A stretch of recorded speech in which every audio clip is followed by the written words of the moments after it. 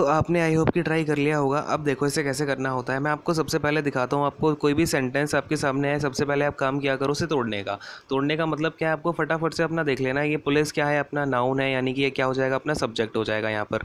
Reports क्या हो जाएगा, वर्ब हो जाएगा। क्लेम, क्लेम का मतलब देखो, क्लेम आपका वर्ब भी होता है और नाउन भी होता है।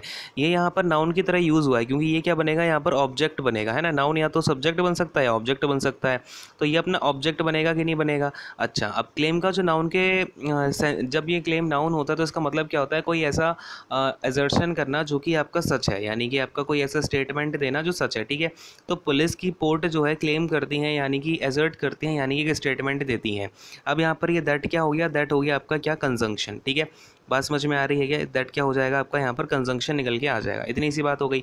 अब ये दूसरा सेंटेंस यहाँ पर शुरू हो गया, सब्सटेंशियल सीजर, ठीक है। फिर है आपका ऑफ, ये आपने देख लिया। अब ऑफ है, ऑफ मतलब आपका ये क्या हो गया, प्रपोजिशन हो गया। और एक बात हमेशा याद रखना, प्रपोजिशन है तो उसको, प्रपोजिशन को अपना ऑब्जेक्ट चाहिए होता है, प्रपोजिशनल ऑब्जेक्ट। तो प्रपोजिशन के जस्ट बाद आपको जो भी नाउन दिखता है वो क्या होता है, प्रपोजिशन का ऑब्जेक्ट होता है। अब ये कोकीन क्या हो जाएगा, ये नाउन है ना, तो ये क्या हो जाएगा आपका प्रपोजिशनल ऑब्जेक्ट। इसे मैं पीओ लिख देता हूँ। क्या हो जाएगा, ये अपना प्रपोजिशन का ऑब्जेक्ट होगा कि नहीं होगा, ठीक है। अब बात को समझना, ये हो गया। इसके बाद में क्या है आपका, हैव बीन मेड हो गया, यानी कि ये क्या हो जाएगा आपका, हेल्पिंग वर्ब हो जाएगी, ठीक है। ये आपका पार्टिकल हो जाएगा और ये आपका मेड क्या हो जाएगा, वर्ब हो जाएगी। क्लियर है, इतनी सी बात। इसका मतलब हमारा ये जो सेंटेंस है इसका सब्जेक्ट क्या बनेगा, सब्सटेंशियल सीजर बनेगा कि नहीं बनेगा, पूरा का पूरा। यहाँ पर ये जो आपका सीजर है ये आपका नाउन के तरीके से यूज़ हुआ है, ठीक है। सीजर जब नाउन के तरीके से यूज़ होता है तो इसका मतलब होता है the action of capturing something. देखो इसका मतलब होता है the action of capturing something using force, ठीक है, या फिर कुछ कन्फिस्केट करना। ये आपका नाउन होता है और इसका मतलब होता है कुछ कन्फिस्केट करना, ठीक है। लिख लेना है सीजर का मतलब, अगर आपको नहीं पता है। फिर आपका ये क्या है, सब्सटेंशियल। अब सब्सटेंशियल क्या है, ये नाउन के पहले लगा हुआ है और ये नाउन को क्वालिफाई कर रहा है, इस वाले को कि नहीं कर रहा है। और जो चीज़ आपके नाउन के बारे में क्वालिफाई करती है या फिर कोई विशेषता बताती है वो क्या होती है, एडजेक्टिव होती है कि नहीं होती है। अच्छा, इसको एडजेक्टिव नहीं बोलते हैं, इसको क्या बोलते हैं, एडजेक्टिव, ठीक है। यहाँ पर आपका डी थोड़ा सा साइलेंट हो जाता है, एडजेक्टिव बोलते हैं इसको, एडजेक्टिव। क्लियर है, तो ये सब्सटेंशियल क्या हो जाएगा आपका, यहाँ पर एडजेक्टिव हो जाएगा, यानी कि ये तो हो गया आपका एडजेक्टिव। अच्छा, सब्सटेंशियल का मतलब क्या होता है, अगर जिन बच्चों को मतलब नहीं पता है लिख लेना। इसका मतलब होता है ऑफ कंसिडरेबल इम्पॉर्टेंस, है ना, यानी कि ऑफ कंसिडरेबल, कंसिडरेबल इम्पॉर्टेंस, ठीक है। इतना सा आप जरा सा लिख लेंगे इसको। क्लियर है। अब देखो, अब हमारे पास इतनी सारी चीज़ें हो गई। मुझे आप एक बात बताओ, ये जो सीज़र है ना, आप किसी चीज़ को कन्फिस्केट कर रहे हो, ये आपको प्लूरल दिख रहा है कि सिंगुलर दिख रहा है। हाँ भाई, ये आपको सिंगुलर दिख रहा है कि नहीं दिख रहा है, यानी कि ये जो हमारा है सब्जेक्ट तो सिंगुलर है। फिर जो आपकी वर्ब आएगी इस पूरे सेंटेंस में वो किसके हिसाब से आएगी, सब्जेक्ट की वजह से आएगी कि नहीं आएगी, ये पूरा सब्जेक्ट है। तो ये वाली जो वर्ब आ रही है आपकी, ये आपकी किसकी वजह से आ रही है, सब्जेक्ट की वजह से आ रही है। यानी सब्जेक्ट अगर हमारा सिंगुलर है तो ये जो वर्ब आनी चाहिए सिंगुलर आनी चाहिए कि नहीं आनी चाहिए। तो ये हमारा हैव काट के हम यहाँ पर क्या डालेंगे, हैज़ डालेंगे। क्लियर है, अब आपको बात समझ आ रही है कि नहीं आ रही है। अब फिर आप आगे देख लो, ये जो इन है, इन क्या हो जाएगा, ये भी आपका प्रपोजिशन हो जाएगा, कोई बात नहीं है, ठीक है। फिर इसके बाद में क्या है, अब इनको क्या चाहिए, मैंने बोला प्रपोजिशन है तो उसको अपना क्या चाहिए, ऑब्जेक्ट चाहिए, प्रपोजिशनल ऑब्जेक्ट। यानी कि इसको कोई नाउन चाहिए, हमने देखा इसके बाद एक नाउन मंथ बैठा हुआ है, यानी ये क्या हो जाएगा, इसका प्रपोजिशनल ऑब्जेक्ट हो जाएगा। अच्छा, अब ये टू क्या है, पूरी बात समझेंगे। इसको मैं जरा हटा रहा हूँ यहाँ पर सारी चीज़ें, अब इसको समझते। देखो अब ये जो टू है ना, ये टू क्या कर रहा है, मंथ के बारे में बता रहा है ना, कि कितने मंथ, भाई 2 मंथ। तो मंथ क्या है, अपना नाउन है, नाउन को जो क्वालिफाई करता है क्या हो जाएगा, अपना एडजेक्टिव हो जाएगा। क्लियर है। अब ये जो लास्ट है ना, अब इस लास्ट को देखो जरा ध्यान से, ये जो लास्ट है ये किसे क्वालिफाई कर रहा है, क्या ये मंथ को क्वालिफाई कर रहा है, नहीं, ये पूरे 2 मंथ को क्वालिफाई कर रहा है। कौन से, लास्ट के 2 मंथ। क्लियर है, यानी पूरे पीरियड ऑफ टाइम को क्वालिफाई कर रहा है। यहाँ पर ये जो आपका द लास्ट निकल करके आएगा, ये क्या हो जाएगा आपका, यहाँ पर एडवर्ब हो जाएगा। क्लियर है, बात समझ में आ गई कि नहीं आ गई। तो इस तरीके से आपको हर सेंटेंस को तोड़ना होता है और यहाँ पर हमारा सेकंड नंबर में एरर आ गई है। क्लियर है, अब हम नेक्स्ट वाले सेंटेंस पर आ जाते हैं, ध्यान से देखेंगे। अब ये क्वेश्चन नंबर 2 में हमें दे रखा है, ध्यान से देखते हैं। Every conceivable race and nationality, ठीक है, had its share of suffering in the world wars. तो आप एक बार कोशिश करो इसे तोड़ने की। अब देखो मैं समझाता हूँ। Every conceivable race and nationality, क्या बात हो रही है, कंसीवेबल, कंसीवेबल का मतलब क्या होता है, आपकी जितनी भी रेस या नेशनलिटी पॉसिबल है, अंडरस्टैंडेबल है, आपकी जो क्रेडिबल है, मतलब कि जो कि नेशनलिटी के बारे में जानते हैं, जितनी भी रेसेस के बारे में हम जानते हैं। हैड एड्स, यानी इनके पास है, had its shared of suffering. अब मुझे यहाँ पर क्या दिक्कत हुई कि मैंने देखा ये हैड आ गया, तो हैड के साथ मुझे हमेशा क्या चाहिए होता है, हैड के साथ मुझे अपना एक ऑब्जेक्ट चाहिए है, ठीक है, ऑब्जेक्ट चाहिए इसका मतलब मुझे एक नाउन चाहिए। अब यहाँ पर मैंने देखा, यहाँ पर इसको नाउन तो मिल ही नहीं रहा है, हेड को तो कोई भी ऑब्जेक्ट नहीं मिला। अब हेड क्या, हेड, ठीक है, तो ये आपकी क्या होती है, एक ट्रांसिटिव वर्ब होती है। इसे क्या चाहिए, एक ऑब्जेक्ट चाहिए है। तो अब ध्यान से देखेंगे, ऑब्जेक्ट चाहिए मतलब मुझे नाउन चाहिए। अब या तो यहाँ पर मैं क्या कर दूँ, शेयर्ड ऑफ सफरिंग लिखा हुआ है, या तो मैं यहाँ पर शेयर्ड को हटा के लिख दूँ शेयर, क्योंकि आपका शेयर क्या होता है, नाउन होता है, और ये नाउन क्या है, आपका ऑब्जेक्ट की तरह काम करने लगेगा। तो यहाँ पर क्या हो जाएगा आपका शेयर ऑफ, ऑफ का मतलब यहाँ पर ये प्रीपोजिशन है, इस प्रीपोजिशन का सफरिंग जो है ऑब्जेक्ट हो जाएगा। सफरिंग क्या है यहाँ पर, सफरिंग आपका एक नाउन है, ठीक है, याद रखना ये आपका क्या है, सफरिंग नाउन है, ठीक है। अब सफरिंग का मतलब क्या होता है, आपके ऊपर जो भी सफरिंग का मतलब होता है, आपके ऊपर युद्ध हो रहा है, क्या बात हो रही है यहाँ पे, जितनी भी रेस और नेशनलिटी है ना, सभी ने वर्ल्ड वॉर की वजह से कुछ ना कुछ दुख को झेला हुआ है, ठीक है। तो उस दुख से सफ़र करने को बोलते हैं सफरिंग्स वगैरह, ठीक है। बात समझ में आ रही है ना। तो had its share of suffering हो जाएगा। या फिर मैं ऐसे कैसे कर सकता हूँ, या फिर मैं ऐसे भी लिख सकता हूँ, हैड इट्स, यहाँ पे मैं शेयर्ड हटा करके क्या कर दूंगा, जैसे आपका ये क्या लिखा हुआ है, had it's shared of suffering, ठीक है। तो शेयर्ड ऑफ सफरिंग हटा के मैं यहाँ पर लिख दूंगा शेयर ऑफ सफरिंग, या फिर सफरिंग ऑनली लिख दूंगा। हैड इट्स शेयर्ड, ये आपका यहाँ से मैं प्रपोजिशन हटा देता हूँ, क्या हो जाएगा, ये शेयर्ड सफरिंग, यानी कि सब ने कुछ ना कुछ सफरिंग को शेयर किया हुआ है, जितने भी रेसेस हैं, यानी कि वर्ल्ड वॉर में क्या होता है, सभी को लॉस होता है, ठीक है। तो यहाँ पर आप देख लो, ये क्या हो जाएगा, इन प्रीपोजिशन हो जाएगा, वर्ल्ड वॉर आपका यहाँ पर नाउन हो जाएगा। क्लियर है, बात समझ में आ गई कि नहीं आ गई, ठीक है। चलो भाई, अब आते हैं अपने सेकंड वाले सेंटेंस पर। यहाँ पे आपकी जो एरर निकल के आई है, कौन से नंबर पर निकल के आई है, सेकंड वाले नंबर में इसकी एरर निकल के आई है। तो बात समझ में आती जा रही है क्या सबको, ठीक है। चलो भाई, थर्ड वाले क्वेश्चन में अपने पास क्या है, he was very kind enough to invite me. अब देखो, मुझे ज़रा एक बात बताओ, ही वॉज, ये तो आपका सब्जेक्ट हो गया, ये हो गई आपकी helping verb. He was very kind enough, यहाँ पे ना मुझे एक बात बताओ, अगर मैं आपसे बोलता हूँ काइंड इनफ, काइंड इनफ बोल दूँ मैं आपसे, या फिर बोल दूँ मैं आपसे वेरी काइंड, ठीक है, तो इन दोनों का जो मतलब होता है ना, वो एक ही होता है कि वह इतना काइंड था कि टू इनवाइट मी, मतलब कि उसने मुझे इनवाइट किया, ठीक है। ये जो टू से आपका लगता है क्या होते हैं, इन्फिनेटिव्स होते हैं, ठीक है। टू के बाद आपका कोई भी V1 आती है तो वो आपकी इन्फिनेटिव होती है। क्लियर है, तो ये हो गई आपकी इन्फिनेटिव। अब बात को समझना, ही वॉज वेरी काइंड, या तो आप बोलो यहाँ पर वेरी काइंड, यानी वो इतना काइंड था कि उसने मुझे इन्वाइट किया, या फिर काइंड इनफ बोल दो। काइंड इनफ का मतलब क्या होता है, वह इतना, देखो इनफ का मतलब होता है नेसेसरी, कोई भी चीज़ आपके पास इतनी होना जितनी वो नेसेसरी है। क्लियर है, आपके पास खाने को इतना खाना था कि वो आपके पेट भरने लायक था, तो उसको हम बोल देंगे I have the enough food, ठीक है, I had the enough food. Clear है, ऐसे हम बोलते हैं। तो या तो आप यहाँ पर वेरी काइंड का यूज़ करोगे, या फिर काइंड इनफ का यूज़ करोगे। अगर दोनों को साथ में यूज़ करोगे तो ये आपका एग्जिगरेशन हो जाएगा, है ना। तो हम यहाँ पर क्या यूज़ कर लेंगे, या तो आप यहाँ पर वेरी काइंड लगा के चलो, या फिर काइंड इनफ लगा के चलो, कोई एक ही चीज़ लगाएंगे, और यहाँ पर अपना ऑप्शन नंबर जो है 2 में एरर निकल के आ जाएगी। तो बात समझ में आ गई कि नहीं आ गई, क्लियर है सबको। चलो भाई, अब आते हैं फोर्थ सेंटेंस पे। अच्छा, हर सेंटेंस को आपको अब तोड़ना खुद से, अगर कोई डाउट आता है तो कमेंट सेक्शन में पूछ लेना कि कौन सी चीज़ क्या होती है। मैंने आपको तरीका बता दिया है कैसे तोड़ना होता है, ठीक है। The reason Janet came dressed Lady Gaga was because she had been told it was a costume party, ठीक है। तो इसका मतलब क्या है, द रीज़न, वो है वह कारण जिसकी वजह से जेनेट जो है केम ड्रेस्ड, यानी कि वो लेडी गागा की तरह ड्रेस्ड होके आई थी, वॉज बिकॉज। अब जरा मुझे यहाँ पर एक बात बताओ, आपने बता दिया कि रीज़न आपने पहले बोल दिया कि वो रीज़न था जिस वजह से। अब जो आपने पहले रीज़न बता दिया है तो उसके बाद आपको बिकॉज का यूज़ नहीं करना होगा। बात यहाँ पे आप मेरी समझ पा रहे हो क्या। यहाँ पर आप बिकॉज का यूज़ नहीं करोगे, किसका यूज़ करोगे, दैट का यूज़ करोगे, ठीक है। क्योंकि आपने क्या बोला हुआ है, पहले ही बोल दिया है द रीज़न।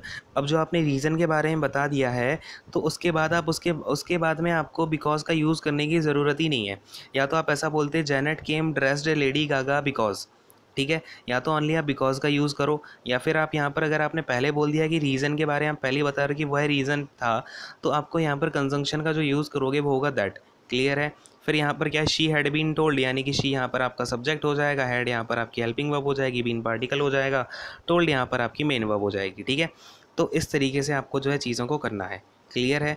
अब मैं हटाता हूँ, अपना जो एरर होगी कहाँ पर निकल के आएगी, ऑप्शन नंबर 2 में।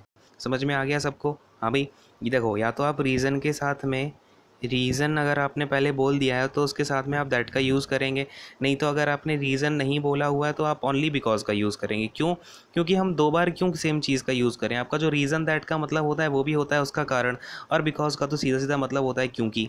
क्लियर है? तो बात समझ में आ रही है क्या? चलो नेक्स्ट वाले क्वेश्चन पे आते हैं, ध्यान से देखते हैं अब क्या है। The path to the famous church passes through a forest. मतलब कि जो रास्ता है फेमस चर्च का वो पास करता है कहाँ से? फॉरेस्ट से। तो क्या बात है, द पाथ यहाँ पर ठीक है क्लियर है, यहाँ आपका इन्फिनेटिव हो जाएगा क्या? To the famous path, to the famous church. Infinitive नहीं होगा, ये आपका टू यहाँ पर प्रपोजिशन की तरह यूज़ होगा, क्योंकि इन्फिनेटिव के बाद क्या आता है आपका? V1 आती है। ये प्रपोजिशन होगा, क्यों? क्योंकि ये चर्च क्या है आपका? यहाँ पर नाउन है, ठीक है। और ये आपका फेमस क्या कर रहा है? नाउन के बारे में विशेषता बता रहा है, इसकी जो है क्वालिटी बता रहा है, तो क्या हो जाएगा? इसका एडजेक्टिव हो जाएगा, ठीक है। तो इस तरीके से तोड़ लिया करो चीज़ों को। फिर पासेस है, पासेस आपका ये क्या हो जाएगी? वर्ब हो जाएगी। और ये वर्ब के लिए सब्जेक्ट क्या है? सब्जेक्ट आपका द पाथ है, क्योंकि ये तो आपकी प्रपोजिशन के साथ ऑब्जेक्ट बन गया, ये वाला नाउन जो था ये क्या बन गया? ऑब्जेक्ट बन गया प्रपोजिशन का, ठीक है। थ्रू अ फॉरेस्ट, यानी थ्रू कहाँ से? थ्रू क्या हो जाएगा आपका? प्रपोजिशन हो जाएगा अगेन। और ये जो फॉरेस्ट है ये इसका क्या निकल के आ जाएगा? ऑब्जेक्ट निकल के आ जाएगा प्रपोजिशन का, यानी ये क्या होगा? नाउन होगा, ठीक है।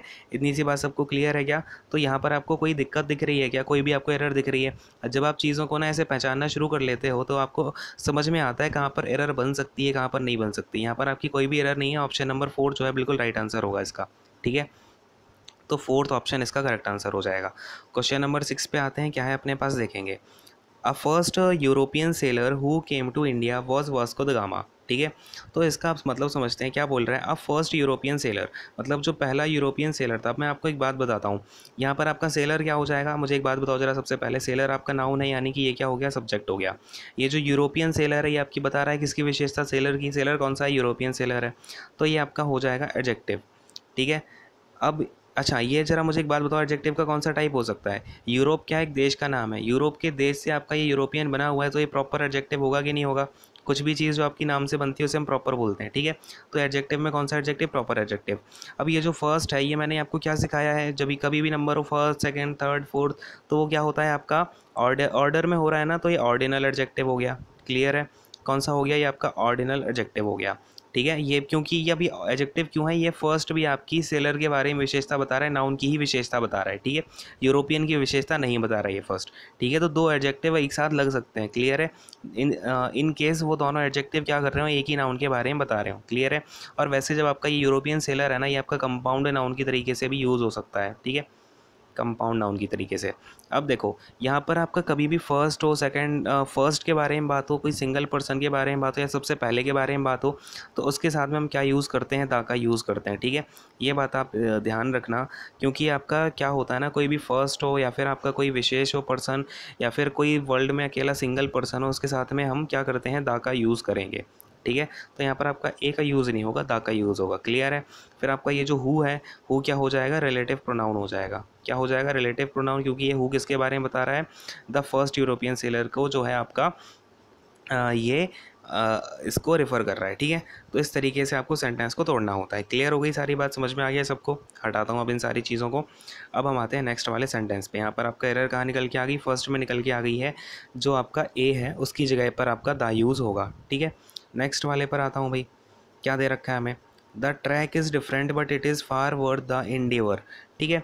तो अब हमें क्या दे रखा है यहाँ पर? ध्यान से देखेंगे। द ट्रैक इज़ डिफ़िकल्ट, यानी कि वो क्या बोल रहा है? जो ट्रैक है वो डिफ़िकल्ट है, but it is far worth. अब यहाँ पर आपको ये देखो जरा, वर्थ का मतलब क्या होता है? किसी भी चीज़ की कोई कीमत होना है ना, वर्थ का मतलब होता है आपका कीमत होना। यहाँ पर आपको बात समझ में आ गई। लेकिन अब क्या बोल दिया यहाँ पर? फार वर्थ बोल दिया। तो अब बात को समझना, यहाँ पर उसने पहले बोला ट्रैक इज़ डिफ़िकल्ट, ठीक है। फिर इसने बोला है बट, लेकिन बट का मतलब क्या होता है? लेकिन होता है। तो अगर इसने लेकिन का यूज़ किया है तो इसके बाद जो भी आपकी बात होनी चाहिए वो इसके अपोजिट होनी चाहिए, ठीक है। जो अगर ट्रैक डिफ़िकल्ट थी तो यहाँ पर आपका कोई ऐसा वर्ड होना चाहिए जो पॉजिटिव बता पाए उस ट्रैक के बारे में। और फार वर्थ का मतलब तो होता है आपका, फार वर्थ का मतलब क्या हो गया कि आपकी जो उसकी जो आपकी वेल्थ जो निकल के आई है, वेल्थ आपको मतलब उसका जो कीमत निकल के आई वो बहुत ही ज़्यादा कम निकल के आई। तो मतलब वो क्या फार वर्थ था, यानी उसकी कोई वैल्यू नहीं निकली जो आपने ट्रैक की है, क्योंकि वो डिफ़िकल्ट तो पहले ही बता रहा है। तो यहाँ पर आपका क्या होना चाहिए? इसका मतलब आपका सेंस क्या यहाँ पे निकल के आ रहा है कि आपकी ट्रैक तो डिफ़िकल्ट थी, बट वो जो हमने ट्रैक की है उसका जो रिज़ल्ट है वो बहुत ही अच्छा निकल के आ रहा है। तो यहाँ पर आपका फार का यूज़ नहीं होगा, आपका जो वेल वर्थ का है यूज़ होगा। क्यों वेल वर्थ का यूज़ होगा? क्योंकि आपका वेल वर्थ का मतलब होता है बहुत ही ज़्यादा उसका अच्छा रिजल्ट होना, यानी वो उसके लायक थी, वेरी इंपॉर्टेंट है ना। तो यहाँ पर आपका पॉजिटिव एक्सप्रेशन आना चाहिए। बात को समझ पा रहे हैं? क्या आना चाहिए यहाँ पर? पॉजिटिव एक्सप्रेशन आना चाहिए। क्यों आना चाहिए?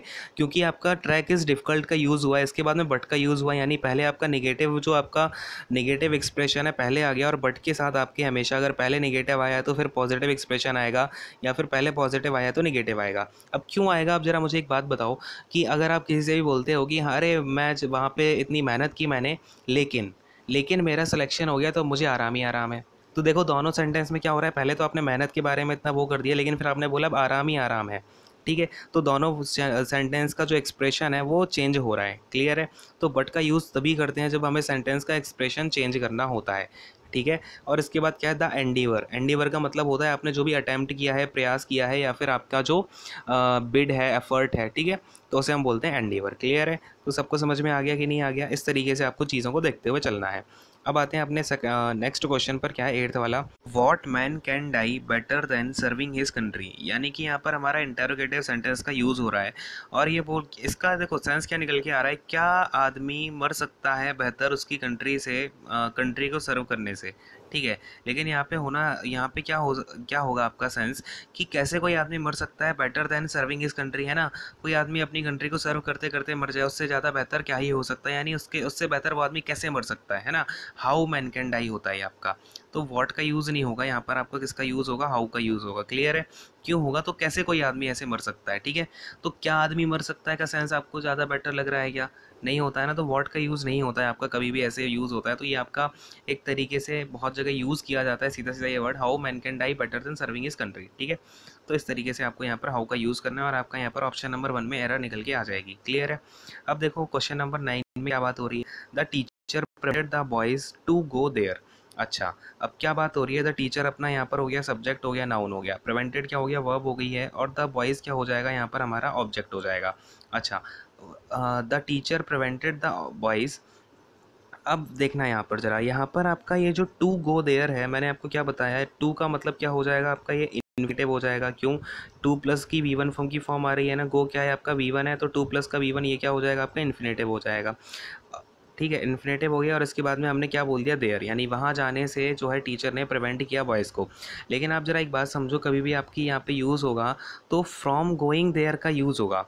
ठीक है, मतलब टीचर ने यहाँ पे आपका इन्फिनेटिव का यूज़ हो ही नहीं पाएगा। इन्फिनेटिव का यूज़ तो मतलब यहाँ पे आपका जो है क्यों नहीं हो पाएगा, क्योंकि अगर आप यहाँ पर सेंस देखोगे तो क्या सेंस निकल रही है, the teacher prevented the boys, teacher ने प्रिवेंट किया वहाँ जाने के लिए। ठीक है, तो वहाँ जाने के लिए नहीं होगा, वहाँ जाने से प्रिवेंट किया। तो यहाँ पर आपका क्या यहाँ पे जो आपका सही जो होगा वो क्या होगा, फ्रॉम गोइंग देयर। ठीक है, फ्रॉम गोइंग देयर। बात समझ पा रहे हैं क्या? जहाँ पर आपका फ्रॉम क्या हो जाएगा, ये आपका हो जाएगा प्रपोजिशन, और गोइंग क्या हो जाएगा, ये गोइंग आपका नाउन के तरीके से यूज़ होगा, क्योंकि ये आपका क्या है, जिरंड है एक।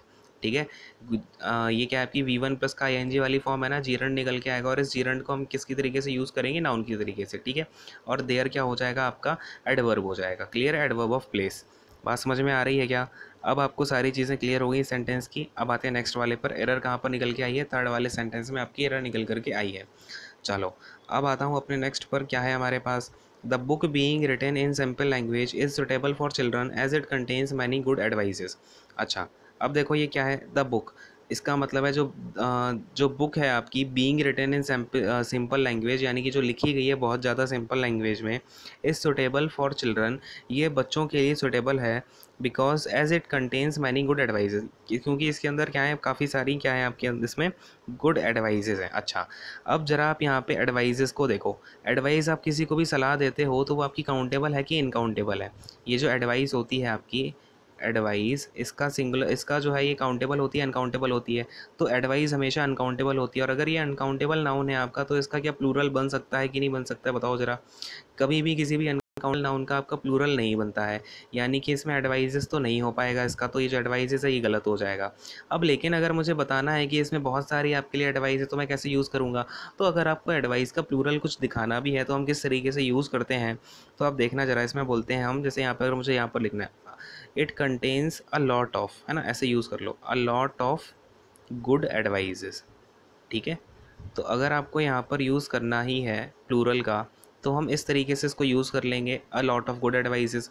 अगर हमें इसका सिंगुलर में यूज़ करना है तो ऐसे ही बोल सकते हैं, पीस ऑफ एडवाइस, है ना, I am giving you a piece of advice, है ना। तो कभी भी आपका अनकाउंटेबल नाउन्स होते हैं तो उनका प्लूरल नहीं बनता है, और अगर बनता भी है ना तो फिर उसका सेंस चेंज हो जाता है। जैसे कि अगर मैं आपसे बोलूँ आयरन है, आयरन आपका एक अनकाउंटेबल नाउन है, लेकिन अगर इसका मैं प्लूरल बना दूँ, आयरन्स बोल दूँ, तो इसका ये जो प्लूरल बना है ना, ये इसका प्लूरल नहीं है, बेसिकली इसका मतलब ही चेंज हो गया।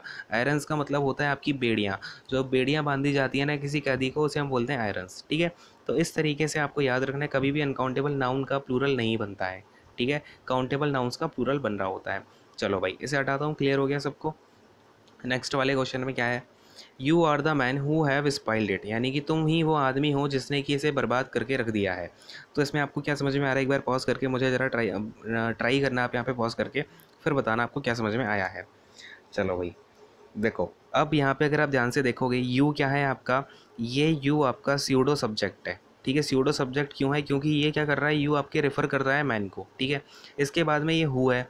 अब ये जो हु है, ये हु ये जो है यू आपका रिलेटिव प्रोनाउन की तरह यूज़ हुआ है, और ये किस नाउन की तरफ इंडिकेट कर रहा है, किस नाउन को रिलेट कर रहा है, तो ये इस मैन को ही तो रिलेट कर रहा है, ठीक है।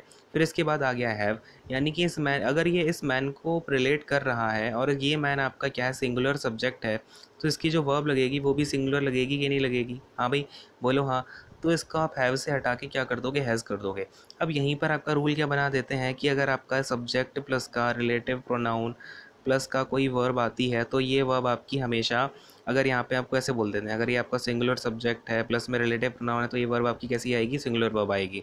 तो इसका आपको मतलब भी, इसका ना आपको रीज़न पता होना चाहिए। अब आप रूल रट्टे मत बैठाते रह जाना कि सिंगुलर सब्जेक्ट है, फिर ये प्लूरल सब्जेक्ट आया है, प्लस में रिलेटिव प्रोनाउन आया है, प्लस में आपकी जो वर्ब आएगी वो प्लूरल हो जाएगी। क्योंकि आपका क्या होता है ना, कभी कभी यहाँ पर आपका लेट से कोई जो आपका नाउन है वो प्लूरल नाउन आ गया, ठीक है, प्लूरल नाउन आ गया, लेकिन ये जो रिलेटिव प्रोनाउन है ये इसको डिनोट, ये इसे देखो, जो रिलेटिव प्रोनाउन के जस्ट आगे आता है ना, उसे हम एंटीसीडेंट बोलते हैं। क्या बोलते हैं, आपका एंटीसीडेंट हो जाएगा। लेकिन अगर ये वाला जो रिलेटिव प्रोनाउन है ये इसके पीछे वाले सब्जेक्ट को या फिर पीछे वाले नाउन को रेफर ही ना कर रहा हो, ये किसी और ही नाउन को रिलेट कर रहा हो, ये अपने प्रेसिडेंट को रेफर कर रहा हो, तो उस केस में हम क्या करेंगे, तो आपको ये रट्टे नहीं बैठाने हैं। सेंटेंस में आपको देखना है कि एट द टाइम क्या हो रहा है। यहाँ पर ये आपका जो हु है ये इस मैन को रेफ़र कर पा रहा है, और इस मैन की वजह से यहाँ पर जो हेल्पिंग वर्ब आएगी आपकी, ये हेल्पिंग वर्ब हैव की जगह हैज़ आएगी, क्योंकि ये अपना जो यहाँ पर सब्जेक्ट है वो प्लूरल है, ठीक है। तो रट्टे मत बैठाना, इंग्लिश में आप अपनी अंडरस्टैंडिंग डेवलप करो, क्योंकि इंग्लिश बेसिकली है क्या, आपकी एक लैंग्वेज ही तो है, बोलने का एक माध्यम है। तो बोल, सेंटेंस को समझो ना, आप सेंटेंस में बोलना क्या चाह रहा है। जब तक आप सेंटेंस में ये नहीं समझोगे ना, और ये आपकी समझ कैसे आएगी, रीडिंग करने से आएगी। मैं बोल रहा हूँ, हमेशा बोलता हूँ कि रीडिंग करो, बिना रीडिंग के आपको इंग्लिश नहीं आ पाएगी। आप अकेले रूल रटते रह जाओगे तो रट्टे बैठाने से कुछ नहीं हो पाएगा, ठीक है। आपको बुक पढ़नी पड़ेगी, रीडिंग आपको करना है, कुछ भी करो ना, रीडिंग उठा के आप कोई भी इंग्लिश की आपकी स्टोरी बुक है वो पढ़ने लगो, इंग्लिश में गीता पढ़ने लगो, है भाई। मतलब कुछ भी पढ़ो जिससे आपको ज्ञान मिले, रीडिंग करनी है। मैं ये नहीं बोल रहा हूँ आप न्यूज़पेपर रीडिंग ही करो, आप कुछ भी रीडिंग करो। आप कोई नोवेल पढ़ना है, नोवेल पढ़ो इंग्लिश का, उसमें समझो उसने राइटर ने क्या लिखा हुआ है। अब नोवेल भी कोई उल्टा सीधा मत उठा लेना, ठीक है। ऐसा उठा लेना जिससे आपको थोड़ी सी नॉलेज मिल जाए। जैसे आप द 5 AM क्लब उठा सकते हो, बहुत अच्छा नोवेल है द 5 AM क्लब, ठीक है, रॉबिन शर्मा का, तो वो आप देख सकते हो, ठीक है। तो इस तरीके से है जो चीज़ें आपको करनी होती हैं। खैर, क्वेश्चन नंबर 12 पर आता हूँ, देखें क्या है। Every day new inventions is make for the good of humanity. तो हर दिन क्या होता है, न्यू इन्वेंशंस। अब न्यू इन्वेंशन इज़ मेक या फिर आर मेड, यानी कि ये बनाए जाते हैं हर दिन या फिर हम बनाते हैं, ठीक है। तो हर दिन बनाए जाते हैं ऐसा सेंस आएगा, तो every day new inventions are made आएगा। तो सबसे पहली बात तो ये इन्वेंशंस है, तो इस इन्वेंशंस के लिए आपकी यहाँ पर क्या आएगी, आपकी प्लूरल वाली जो हेल्पिंग वर्ब है वो आएगी, है ना। तो यहाँ पर आपका हो जाएगा आर। इन्वेंशंस के लिए हम आर का यूज़ करेंगे, और मेक का यूज़ नहीं होगा यहाँ पर, किसका होगा, आर मेड का होगा। क्लियर है। चलो भाई, अब ये आर मेड क्यों आया है यहाँ पर, अब ज़रा बात को समझना। यहाँ पर मैं आपको थोड़ा सा क्लियर ही कर देता हूँ, आपको यहाँ पर बिल्कुल रट्टे बैठाने की ज़रूरत नहीं है। आपने देखा एवरीडे न्यू इन्वेंशंस, अच्छा न्यू इन्वेंशन आपका कोई काम है क्या, आपने देखा। आपको पता है आपकी जो बेसिक सेंटेंस की फॉर्म होती है subject plus verb plus object, जहाँ पर सब्जेक्ट क्या होता है, कोई काम करने वाला होता है, डूअर होता है ये आपका, ठीक है, ये डूअर होता है। और ऑब्जेक्ट क्या होता है, ये जिस पे आपका काम हो रहा होता है, ठीक है, ये होता है आपका रिसीवर, ठीक है, यानी कि आपका कोई काम निकल के आ रहा है या फिर कोई काम हो रहा है, वो होता है आपका रिसीवर और सब्जेक्ट होता है डूअर। अब मुझे एक बात बताओ, कोई न्यू इन्वेंशन क्या कोई काम करते हैं क्या? तो आपको दिख रहा है कि भाई ये यहाँ पे सब्जेक्ट की प्लेस पे तो बैठा हुआ है, लेकिन ये है काम ये कर रहा है ऑब्जेक्ट का। यानी कि कभी भी आपका अगर सब्जेक्ट की प्लेस पर कोई बैठा हुआ हो काम कर रहा हो ऑब्जेक्ट का, तो वो कौन से सेंटेंस में होता है? पैसिव वॉइस में होता है कि नहीं होता है? बोलो हाँ। कैसे? क्योंकि आपका पैसिव वॉइस में जो ऑब्जेक्ट होता है वो आपका सब्जेक्ट की फॉर्म में आ जाता है, और प्लस में वर्ब प्लस में। अब लोग क्या बोलते हैं ना कि आपका जो पैसिव वॉइस होती है, मैं आपके ना कुछ डाउट यहाँ पर दूर कर ही देता हूँ अभी।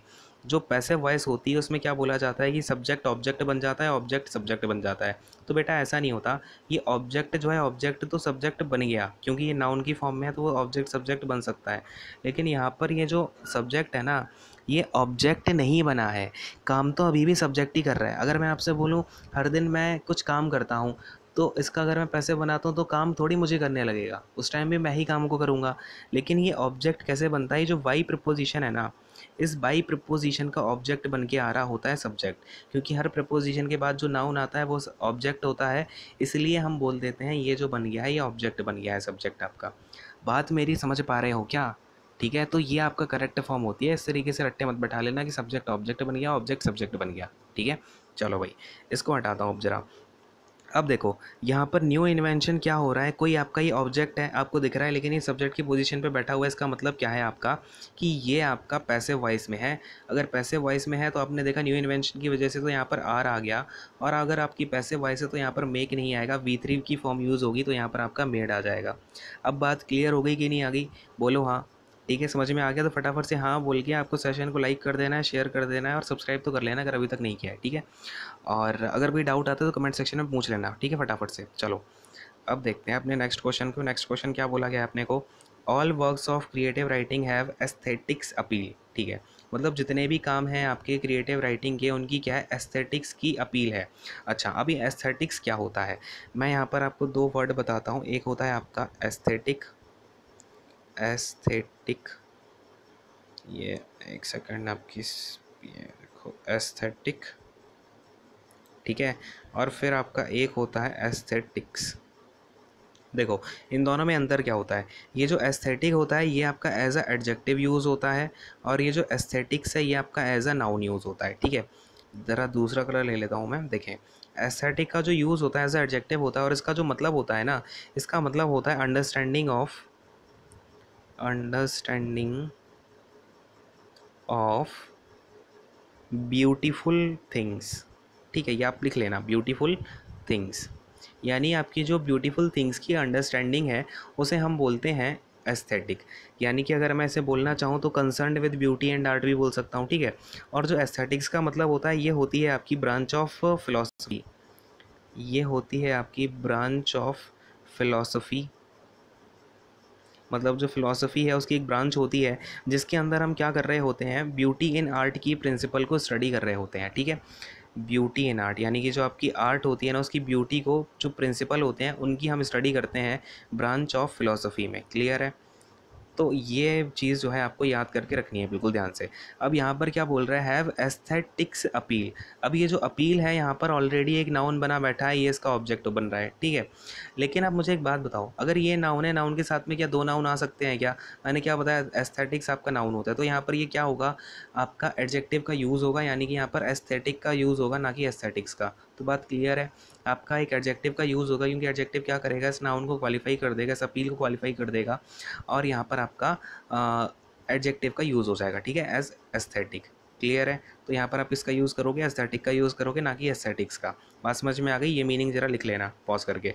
अब मैं हटाता हूँ, नेक्स्ट वर्ड पे आते हैं, नेक्स्ट सेंटेंस पे आते हैं। ठीक है, चलो भाई देखो, वेट अ सेकेंड।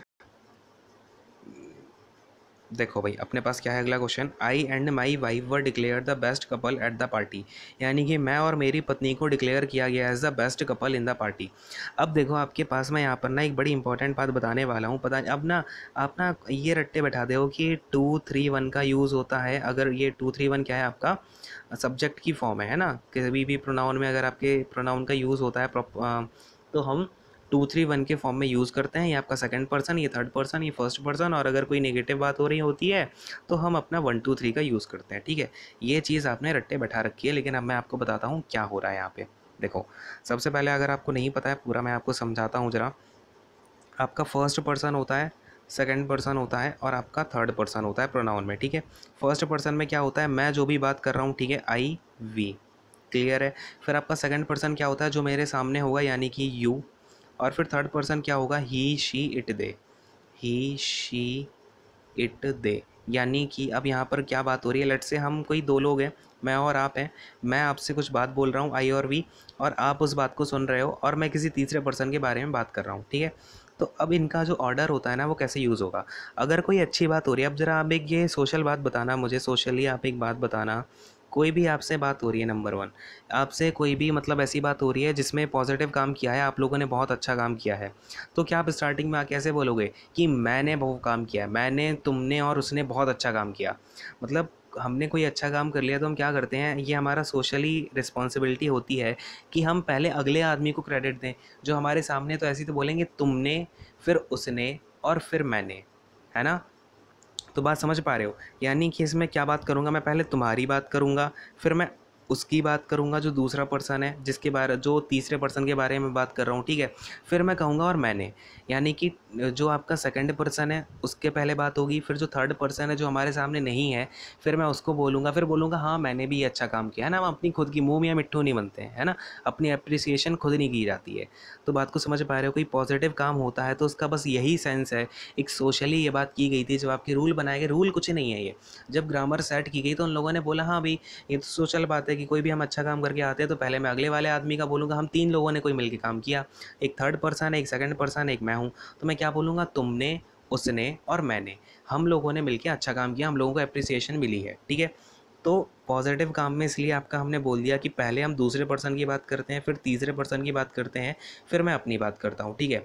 अब ये बात हो गई। लेकिन आप कोई सोचो, आपने कोई काम बिगाड़ दिया, आप चोरी करके आए हो या फिर आपने कोई बहुत बड़ा पाप कर दिया, ठीक है, या फिर कुछ गलत काम हो गया, कोई नेगेटिव सेंस में आपसे कोई काम हो गया, तो उसमें हम क्या बोलेंगे, हम दूसरे पे थोड़ी सीधा सीधा आरोप डाल देते हैं।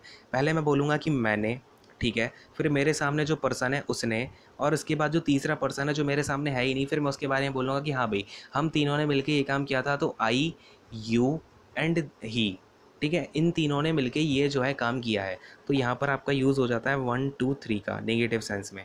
बात समझ में आ रही है क्या। अब ये रूल आपको रट्टे मत बैठाने लग जाना कि 2 3 1 होता है, 1 2 3 होता है, ये तो कॉमन सेंस है ना, सोशली बात है कोई भी।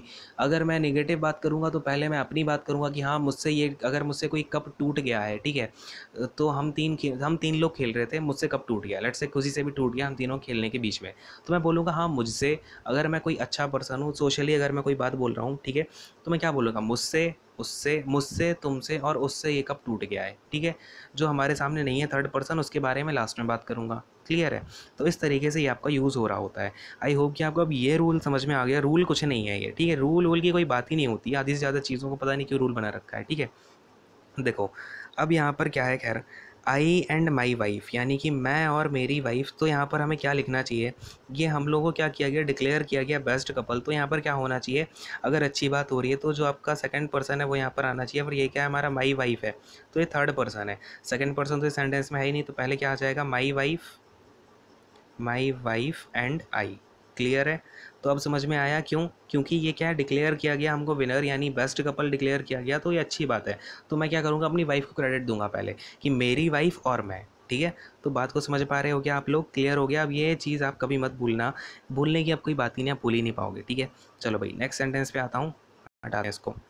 नेक्स्ट वाला जो सेंटेंस है, the author said during the press conference, कि ऑथर ने बोला कि during the press conference that there were 2 further volumes to be published. तो ऑथर ने क्या बोला है प्रेस कॉन्फ्रेंस के दौरान, कि आगे आने वाले 2 वॉल्यूम्स। अब देखो, कोई उसने बुक छापी होगी, उसने क्या बोला, अब आगे आने वाले टाइम में जो 2 वॉल्यूम हैं बुक के वो और आएंगे, ठीक है। तो इसको ज़रा मैं आपको एक बात बताता हूँ।